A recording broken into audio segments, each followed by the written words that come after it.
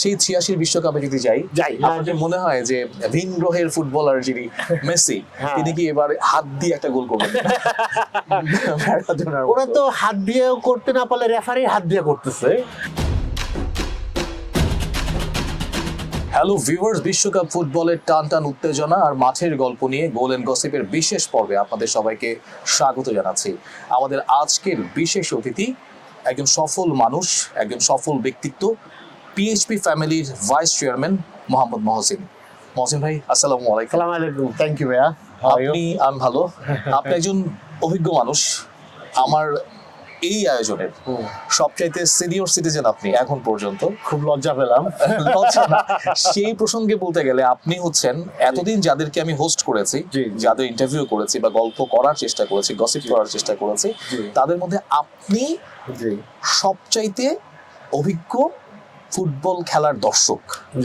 ঠিক আছে, আপনার ব্যস্ত মানুষ, আপনি ব্যবসায়ী মানুষ, চরম ব্যস্ততার মধ্যে সময় আপনার যায়। এই ব্যস্ত সময়ের মধ্যে ফুটবল খেলা দেখেন কিনা, আর যদি দেখে থাকেন সেই দেখাটার সঙ্গে মানে আগেকার সময়কার যে ফুটবল খেলা, যে উত্তেজনা, যে ব্যাপারগুলো ছিল, সেগুলো কোনো পার্থক্য আপনি অনুভব করেন কিনা? সত্যি কথা বলতে, thank you for everything and thank you for honouring me. I feel very honoured today. খুব সম্মানিত বোধ করছি। আর ফুটবল খেলা এই ফিফা কাপটায় 2026-এর সবগুলো খেলা দেখার সৌভাগ্য আমার হয়নি, কারণ দেশের বাইরে ছিলাম, ট্রাভেলিংয়ে ছিলাম, সময় মিলছিল না। আর এবার খেলাটা যেহেতু আমেরিকাতে হচ্ছে, আমাদের দিনের রাত্রে পার্থক্য, রাত জেগে খেলা দেখাটাও একটু ডিফিকাল্ট হয়ে যাচ্ছিল। বাট শেষের দিকে কিছু আমার প্রিয় টিম যেগুলো মরক্কো এবং অন্যান্য টিমগুলো খেলতেছিল, তখন খেলা মিস করি নাই। ওদের টাইমিংটাও খুব সুইটেবল ছিল। তো সোনায় সোহাগা আমি বলবো। তো বাকি খেলাগুলো মোটামুটি ফলো আপ করছিলাম এবং ইনফরমেশন সব পাচ্ছিলাম। তো একটু এক্সাইটেড, একটু মন খারাপ, একটা মিক্স আচারের মতো অবস্থা। টক ঝাল মিষ্টি একটা অবস্থা চলতেছে। সেটা তো আপনি দেখছেন। আমার একটা প্রশ্ন ছিল যে একজন অভিজ্ঞ দর্শক হিসেবে আমি যেটা বলছিলাম, যাদেরকে আমি হোস্ট করেছি এই প্রোগ্রামটাতে, সবাই মোটামুটি ইয়াং জেনারেশন ছিল, তারা হয়তো বা খুব কম বিশ্বকাপ দেখেছে। তাদের যে সমর্থনের যে জায়গাটা, তারা হয়তো বা হাতে গোনা দু একটা ম্যাচ দেখে বুঝে না বুঝে সমর্থন করে গেছে, ট্রেন্ডে চলেছে। মানে আপনার কাছে প্রশ্নটা ছিল যে আপনাদের সময়কার যে ফুটবল বিশ্বকাপের উত্তেজনা, যদি বলি যে সাদা কালো টেলিভিশনে আপনারা ফুটবল বিশ্বকাপ দেখেছেন, আমরা কালার টিভিতে দেখেছি, প্রজেক্টরে দেখছি, জায়ান্ট স্ক্রিনে দেখছি, সেই যে পার্থক্যটা এখনকার জেনারেশনের যে ফুটবল উন্মাদনা, সেটার সঙ্গে আপনাদের সময়কার উত্তেজনা বা বর্তমান যে উত্তেজনা আপনি বোধ করছেন, সেটার আমি বলবো কি, একটা জিনিস, বিজ্ঞানের একটা প্রযুক্তির একটা এফেক্ট এখনো আমরা পাচ্ছি। আগে যেমন এটা ছিল না। হ্যাঁ, আমরা একজন এম্পায়ারের ডিসিশন ইজ ফাইনাল এবং we use to follow that like a Bible. তো আমরা ওই উত্তেজনাটা ছিল একরকম। এখন কেন জানি একটা মনে হয় কি, গোল হওয়ার পরে আবার সন্দেহ জাগে যে বাইরের রেফারি আবার কল করে কিনা, এটা ক্যান্সেল করে দেয় কিনা, যেটা হয়েছে কয়েকটা গেমের মধ্যে, তাই না? ওই উত্তেজনাটা কিন্তু এখন নাই। এখন না, উত্তেজনাটা অন্যরকম একটা, মানে কি একটা সন্দেহজনক উত্তেজনা। মানে আমরা স্টেবল কোনো উত্তেজনা পাচ্ছি না। হ্যাঁ, আরেকটা প্রসঙ্গে যদি আসি, যে আমাদের দেখার সৌভাগ্য হয়নি, বাংলাদেশেরও কিন্তু একটা সময় ফুটবলের একটা উন্মাদনা ছিল। কোথাও যদি ক্লাব পর্যায়ে খেলা হতো, আবহাওয়া মহামেডানের খেলা হলেও দেখা যেত যে গ্যালারি ভর্তি, সেই গল্প আমরা শুনেছি, আপনারা তো দেখেছেন। আমি একসময় মোহামেডান স্পোর্টিং ক্লাব চট্টগ্রামের প্রেসিডেন্ট ছিলাম। আপনি ক্লাবের প্রেসিডেন্ট ছিলেন। আমি সেটাই জানতে চাইছি যে এই যে একটা ব্যাপার, যেমন এই মুহূর্তে আমরা দাঁড়ানো কোথায়, অক্সিজেন স্পোর্টস জোনে, সেটা আপনার উত্তরসূরি, আপনার একমাত্র সন্তান, ছেলে সন্তানের প্রতিষ্ঠিত একটি টার্ফ। এই যে এখনকার যে মাঠের অভাব বা এখনকার প্রজন্ম যে খেলতে পারে না, তাদের জন্য এরকম টার্ফ কতটুকু ইম্প্যাক্ট ফেলতে পারছে বলে আপনার মনে হয়? দেখেন, আমাদের এই প্রযুক্তি নির্ভর এই যুগটার মধ্যে আমরা সবাই কিন্তু প্রযুক্তির উপর খুব নির্ভরশীল হয়ে যাচ্ছি, এবং এটা নির্ভরশীলতা কিন্তু পজিটিভ সাইডও আছে, নেগেটিভ সাইডও আছে। আমাদেরকে অনেক অলস করে দিচ্ছে, কিন্তু এই অলসতা থেকে বেরোয়ার জন্য কিন্তু এই টার্ফগুলো খুব উপকারী, একটা উপযোগী একটা এফেক্ট রাখতেছে যুব সমাজের মধ্যে। এছাড়াও যে চরিত্র গঠন, অনুশীলন, অনুশাসন, এই ব্যাপারগুলো কিন্তু স্পোর্টস তৈরি করে দেয় মানুষের মধ্যে। হ্যাঁ, আমাদের স্বাস্থ্য ভালো রাখার একটা ব্যাপার তৈরি করে দেয়। আর নয়তো আসলে মাদক একটা অপশন আছে, হ্যাঁ, ডাকাতি করা একটা অপশন আছে, যেগুলো আমরা সমাজ ভালো চোখে দেখি। এইটা সমাজের জন্য একটা নিষিদ্ধ একটা কাজ, তাই না? কিন্তু ওইটা থেকে উত্তরণের একমাত্র উপায় খেলাধুলা। এখন আমাদের সরকারের অনেক লিমিটেশন আছে। আমরা সবসময় সরকারকে দোষারোপ করলে হবে না, ঠিক আছে? সেই ক্ষেত্রে প্রাইভেট আমি শুধু আমার ছেলের প্রজেক্টটাকে বলবো না, উৎসাহিত প্রাইভেটাইজেশনের মধ্যে যে স্পোর্টস জোনগুলো তৈরি হয়েছে আমি খুব অ্যাপ্রিসিয়েট করি ওরা, এবং ওরা আমি খুব একটা লাভবান হচ্ছে আমি বলবো না, ওরা ওর প্যাশন থেকে করতে দেখছি। হ্যাঁ, দেখতেও ভালো লাগে, দেখতেও ভালো লাগে, বাচ্চারা আসতেছে এবং বাচ্চারা যে অ্যামাউন্ট আমি নিয়ে হিসাব করতেছিলাম একটা ছেলের ভাগে, এর আগের যারা খেললো একজনের ভাগে 140 টাকা করে ভাগে পড়ছে, হ্যাঁ 10 জন খেললো, হ্যাঁ তো 140 টাকা ইজ মানি, বাট ওরা যে এই ভালো একটা কাজে এসে খরচ করলো, এটা হয়তো এখন হয়তো অনেকেই ভাবতেছে কেন আমি এই 140 টাকা বিড়ি ফুঁকতে পারতাম, আমি এটা পেপসি একটা কোথাও রেস্টুরেন্টে বসে খানা খাইতে পারতাম, but they have invested that money for their health, for their brain, for the future also. It's a positive side. আপনি কি জীবনে কামব্যাক করায় বিশ্বাস করেন? মানে একটা দলের কথা বলবো, একটা দল রিসেন্টলি একটা খেলায় বলে দিই আর্জেন্টিনা অবিশ্বাস্যভাবে কামব্যাক করলো। খেলা তো জীবনটাও তো একটা খেলা, আমরা একটা খেলার মধ্যেই আছি, তো সেই খেলায় ব্যবসায়িক জীবনে আপনার কোনো কামব্যাক করার গল্প আছে কিনা, ব্যক্তি জীবনে আপনার কামব্যাক করার গল্প আছে যেটার সঙ্গে আপনি আর্জেন্টিনার লাস্ট ম্যাচটাকে তুলনা করতে পারবেন? দর্শকদেরকে একটু জানাবেন এরকম কিছু আছে। কঠিন একটা প্রশ্ন। এখন আমি ব্যবসায়িক ক্ষেত্রে যদি যাই তাহলে ওটা ওর মধ্যে আমার একটা দখল থাকে, আমার একটা ডিসিশন মেকিং এর ব্যাপার থাকে, কিন্তু খেলা যদি দেখার ব্যাপারটা হয় সেখানে আমার শুধু উত্তেজনাটা এনজয় করা ছাড়া আর কোনো উপায় নাই, ওখানে ইনপুট দেওয়ার মতো চিল্লাচিল্লি করা, ফেসবুকে পোস্ট দেওয়া, তাই না? এটা সম্পূর্ণই খেলোয়াড় যারা আছে তাদের সিদ্ধান্ত, তাদের দক্ষতার উপর নির্ভর করে, অথবা টিম ম্যানেজার আছে, টিম কোচ আছে, ওদের একটা ব্যাপার জড়িত হয়। তো এটা আমার মোটামুটি ভাবে তুলনা করা ঠিক হবে। বাট উত্তেজনার দিক থেকে আমরা খুব এনজয় করেছি এবং ব্যর্থতাও দেখলাম এবার ফিফাতে, এবং তাদের পক্ষপাতিত্ব দেখলাম, এবং আমার মনে হয় 2026 একটা ট্রেডমার্ক হবে ভবিষ্যতের জন্য অলসো, যে কিভাবে 2 নাম্বারই করা যায়। এবং এদিকে আরো পজিটিভলি বললে যেটা হয়, এই যে দর্শক তো এখন চালাক হয়ে গেছে, আপনি গানের মানুষ, আপনাদের ব্যান্ড রয়েছে আসোয়াদ নামে, সেই জায়গা থেকেই বলি, আমি রিসেন্টলি আপনি পড়েছেন কিনা জানি না, যে একটা উদয় হাসানের একটা স্ট্যাটাস খুব ভাইরাল হয়েছে, যে গানের সুরের যে ব্যাপারটা, যে 440 যে ব্যাপারটা, 440 আর 432, 1940 সালের আগ পর্যন্ত এটা কি ছিল কিন্তু 432 ছিল, এখন 440 হয়ে গেছে। আমরা একটা অস্থিরতার মধ্যে ভুগছি। এই সমর্থনের জায়গা নিয়ে যদি কথা বলি ভাইয়া, সমর্থনের জায়গা নিয়ে যদি আমরা কথা বলি ভাইয়া, সমর্থনের জায়গা নিয়ে কথা বলে দেখবেন এখনকার জেনারেশনের মধ্যে না এক ধরনের একটা প্রতিহিংসামূলক ব্যাপার কাজ করে। সোশ্যাল মিডিয়ার মধ্যে যদি আপনি তাকান, আমি সমর্থন করতেই পারি, কিন্তু দেখা যায় মাঝে মধ্যে ভাষার যে ব্যবহারটা বা জাস্ট সমালোচনা করার খাতিরে সমালোচনা করার ব্যাপারটা, কিন্তু একটা জিনিস আপনি correctly pointed out this matter, আমি একমত প্রকাশ করতেছি আপনার সাথে, যে এআই এর এফেক্টে কিছু ছবি তৈরি করা পোস্ট করতেছে, তারপরে একজন আরেকজনের সাথে যে দুর্ব্যবহার এবং ভাষাগত শব্দ চয়নগুলো করছে, সেই জিনিসগুলো কিন্তু এটা আমাদের নেক্সট জেনারেশনের জন্য একটা ভালো উদাহরণ রাখতেছি না। ঠিক আছে, আমরা ফাইট হবে এবং এটা বন্ধুত্বপূর্ণ ফাইট হবে, এবং একটা ঘরের মধ্যে দেখা যায় আমার ছেলে একদল করতেছে, আমি একদল করতেছি, হ্যাঁ, কিন্তু দিনের সাথে আমরা বাপ ছেলে, তাই না? এবং আমি আপনার সাথে গল্প করছিলাম, আপনি বলে আপনি মেয়ে একদল করে, আপনি একদল করেন, মায়ের দলে চলে গেছে, আপনাকে কোন ঠাসা করে ফেলছে, বাট দিনের শেষে তো হাজবেন্ড ওয়াইফ, বাচ্চা, বাপ মা, তাই না? আবার আরেকটা ব্যাপার যদি বলি, যে বাংলাদেশ ফুটবলের কথা যদি বর্তমানে বলি, দিন দিন আমরা আসলে তলানি থেকে তলানির দিকেই যাচ্ছি।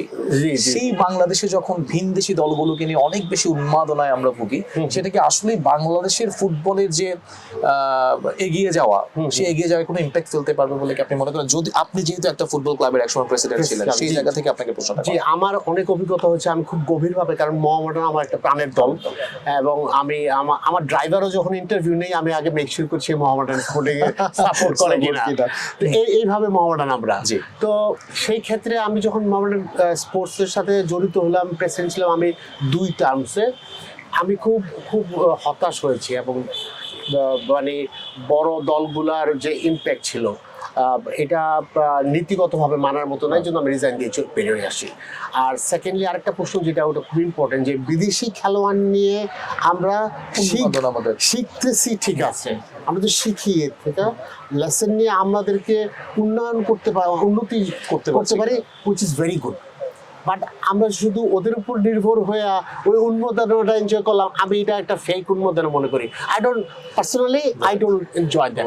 রাইট। হ্যাঁ, সরাসরি যদি প্রশ্ন করি, কোনো বলেন। এড়ানো যাবে না, বলেন। কোনো ডিফেন্সিভ রিপ্লাই করা যাবে না, ডিপ্লোম্যাটিক রিপ্লাই করা যাবে না, সেটি জি, জি, হচ্ছে জি, জি। ভাইয়া আপনি আপনার প্রিয় দল কি রেসে আছে এখন? মানে আমরা সেমিফাইনাল দেখবো অল্প কিছুক্ষণের মধ্যেই। আমি একদম স্ট্রেট কার উত্তর দিই, কোন দলের সমর্থক? আর্জেন্টিনা আর ব্রাজিল ছাড়া আমি সব দলের সমর্থক। না, এটা আপনি টেকনিক্যাল দিচ্ছেন আমি জানি। আপনি আমাকে বলবেন আপনি কোন দলের সমর্থক, একদম সত্যি কথা বলবেন, আমার ক্যামেরার দিকে তাকিয়ে। হ্যাঁ, আমি যে দল সমর্থন করছিলাম ওরা এখন রেসে নাই, বাট আমার এর জন্য কোনো দুঃখ নাই। মানে সেই দলের জার্সির কালার কি ছিল ভাইয়া? না, ওই পর্যায়ে না যাই। সেই দলের জার্সির কালার বোধহয় না। বোধহয় সবুজ টার্ফে বা সবুজ ঘাসের উপরে যদি ইয়ে পড়ে, সূর্যের আলো বেশি পড়ে, আলো যদি না পড়ে, দেখে গেলে যে কালারটা সেই কালারটা বোধহয়। যাই হোক ভাই, আমরা একদম কি বলবো, টোটাল ফাইনালের পথে আমরা হাঁটছি। ডেস্টিনেশন 2 ফাইনালে আমরা আছি, সেমিফাইনালের দুটো লড়াই। বোঝাই যাচ্ছে খুব ফাইটিং একটা ব্যাপার হবে, এবং ফিফার ইতিহাসে প্রথম ফুটবল বিশ্বকাপ, যে বিশ্বকাপে সেমিফাইনালিস্ট 4টি দল হচ্ছে র্যাঙ্কিং এ 1, 2, 3, 4। আমরা একটু প্রেডিক্ট করি ভাইয়া, দুটো খেলা, ফ্রান্স বনাম স্পেন। ফ্রান্স যে টাইপের খেলা খেলছে, আদতেও কি স্পেন ফ্রান্সকে আটকাতে পারবে কিনা, একটা প্রশ্ন। দ্বিতীয় প্রশ্ন হচ্ছে অন্যদিকে ইংল্যান্ড বনাম আর্জেন্টিনার যে ম্যাচটা, আর্জেন্টিনা যেভাবে কামব্যাক করে করে কিংবা পেনাল্টি না করে এবার এগিয়ে যাচ্ছে, তাতে করে ব্যাপারটা আপনার দিক থেকে কি এগিয়ে থাকবে বলে আপনার মনে হচ্ছে? যদিও বা আজকের দিনেই ভাইয়া ফেসবুকে একটা স্ট্যাটাস দিয়েছে যে ইংল্যান্ড এবং ফ্রান্সের যে খেলাটা, আর্জেন্টিনার খেলাটা পেনাল্টিতে যাবে। এই বিষয়টা নিয়ে একটু ভাই আপনার কাছে দর্শকদের উদ্দেশ্যে শুনতে চাই, দুটো ম্যাচে কাকে আমার কেন মনে হচ্ছে, কারণ আপনি ইমিডিয়েট লাস্ট কয়েকটা গেম যদি দেখেন আর্জেন্টিনার, তাহলে ওরা যে সাপোর্টটা পেল ফিফা থেকে এবং অন্যান্য বডি, রেফারি বলেন, যাদের থেকে বলেন, তাহলে সেই ক্ষেত্রে যদি আমি বিবেচনা করি, আমি চিন্তিত ইংল্যান্ডের জন্য। হ্যাঁ, ওরকম প্র্যাকটিসটা যদি কন্টিনিউ হয়, এবং আমি মনে করছি এটা হবে, ঠিক আছে।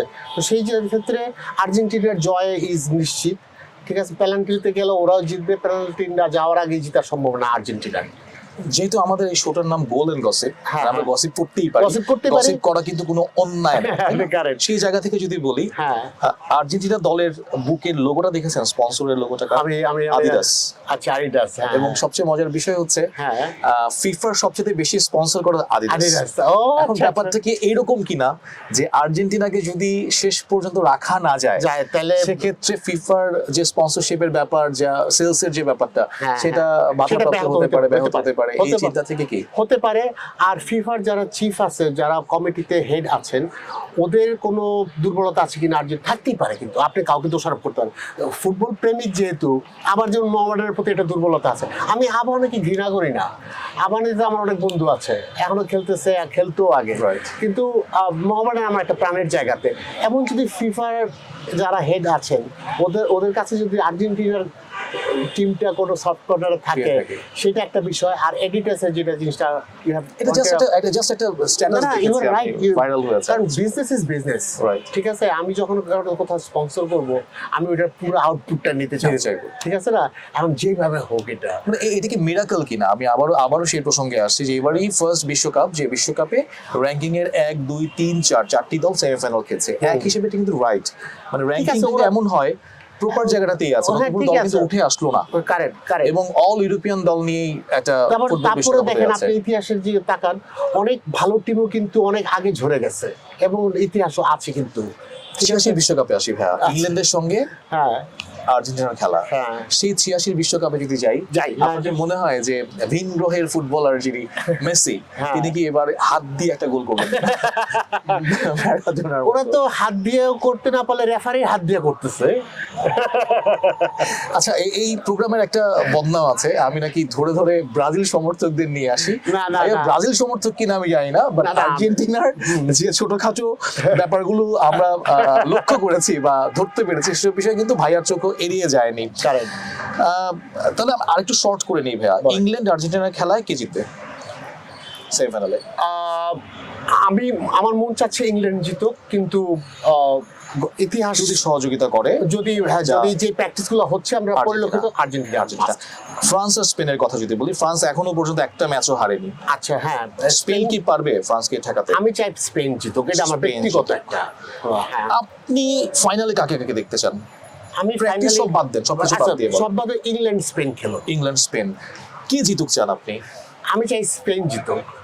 না, ইংল্যান্ড জিতলে কিন্তু ভালো হতো। আমাদের মাননীয় প্রধানমন্ত্রী বলেছেন তিনি ইংল্যান্ড সমর্থন করছেন। দেখেন, এটা আপনি আমার উপর ছেড়ে দিয়েছেন কিন্তু আমি বলছি ভালো হতো আর কি, সেটা বলছি। অন্তত আমাদের কিছুটা হলেও ভালো অর্জনটা হতো। হতো তো আর কি। এই 3 গেম আগে যদি আর্জেন্টিনাকে হারাই দিত তাহলে ভালো হতো সবচেয়ে বেশি, কিন্তু ওটা তো হয় নাই। আপনার বাসায় আপনার ফ্যামিলির মধ্যে আপনার ছেলে মেয়ে আপনি মানে সবাই কি একই দলের সমর্থক? না না, আমাদের প্রচুর ফাইট হয়।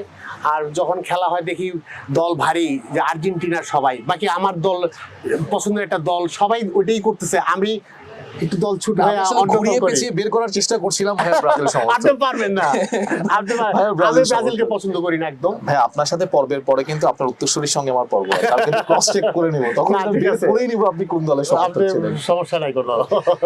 কেমন লাগলো ভাইয়া, মানে আপনার ছেলেরই টার্ফ, আপনার ছেলেরই স্পোর্টস জোন, এখানকার যে সার্ভিস গুলো আছে সেটা কতটুকু বেটার বলে আপনি মনে করেন, কিংবা আরো কতটুকু বেটার করা যেতে পারে বলে আপনি মনে করেন? দেখেন, আমি একটা জিনিস ক্রেডিট দিব যে আমার ছেলে বিদেশে লেখাপড়া করেছে, he have seen the best.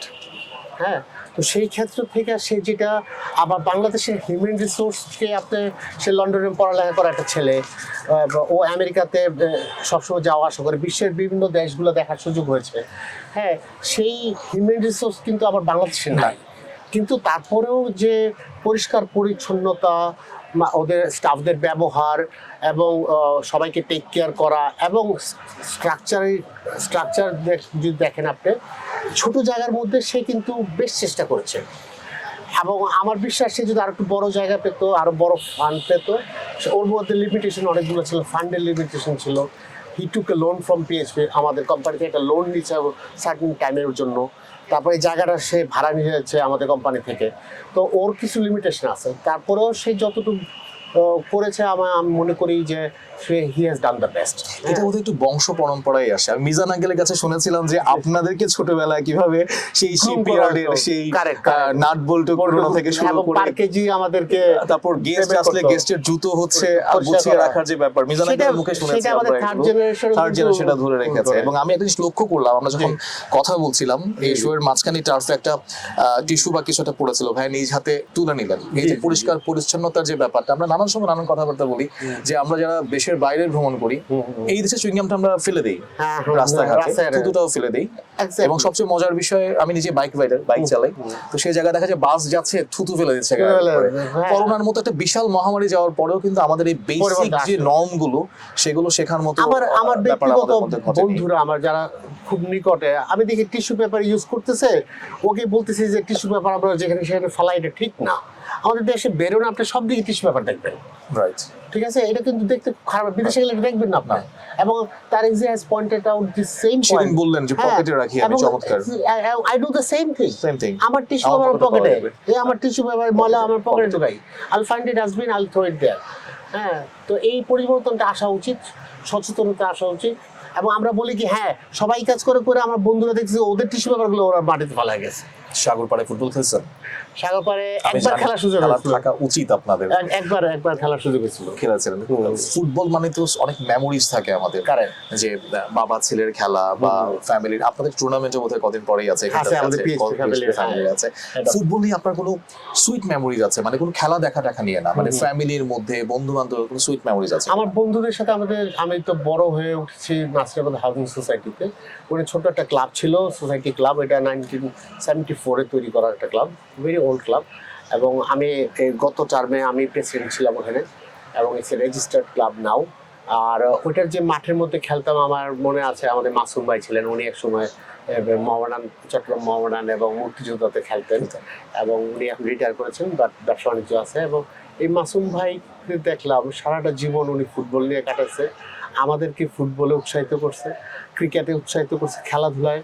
এই মানুষটাকে খুব মিস করি না, আমাদের পাশাপাশি বাসা, বাট খুব ফিল করি যে such a dedicated soul who has dedicated his own life for football only. তো মজার জায়গায় আসি, বলেন। এটাকে আমি একটু ঘোরাবো। যদিও আমার স্ক্রিপ্টে আছে তিনজনের নাম বলবো, আমি তিনজন খেলোয়াড়ের নাম বলবো। এই তিনজন খেলোয়াড়ের মধ্যে কাকে দিয়ে আপনি স্টার্ট করবেন, হ্যাঁ। স্ট্রাইক করবেন কাকে দিয়ে, বেঞ্চে কাকে বসিয়ে রাখবেন এবং কাকে বিক্রি করে দিবেন, এটা তো বলবেনই, যেহেতু আপনার আরেকটা পরিচয় হ্যাঁ। গানের মানুষ আপনি।